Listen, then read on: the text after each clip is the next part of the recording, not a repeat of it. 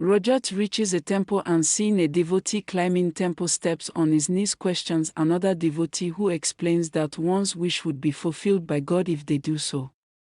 Rajat then climbs the temple steps on his knees, fervently praying for Savi's recovery.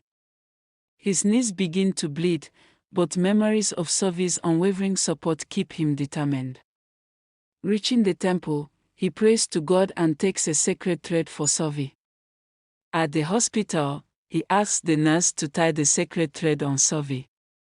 The nurse notices his injuries and insists on administering first aid, but Rajat refuses, prioritizing Savi's well-being. Reluctantly, she ties the sacred thread to Savi. Soon after, she notices Savi's fluctuating vitals and alerts the doctor. The doctor rushes in as Savi's condition worsens and prepares the defibrillator. Rajat, disheartened, assumes his prayers have failed. Suddenly, Savi's vitals stabilize.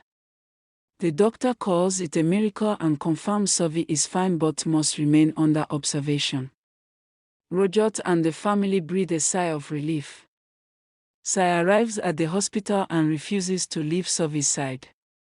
She notices Rajat's injuries and confronts him about visiting the temple and tying the sacred thread. When Rajat confirms, Sai points out his wounds, and the family expresses concern. Bogosri takes Sai to see Savi while the nurse again urges Rajat to get treated. Tara pleads with him to address his injuries, unable to see him in pain. However, Rajat brushes it off, saying the pain he caused Savi is far worse, and his suffering is insignificant in comparison.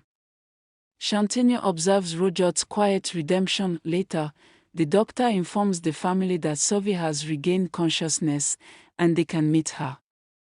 The family gathers around Savi, with Isha gently scolding her for neglecting her health. Sai stays by Savi's side, eventually falling asleep beside her.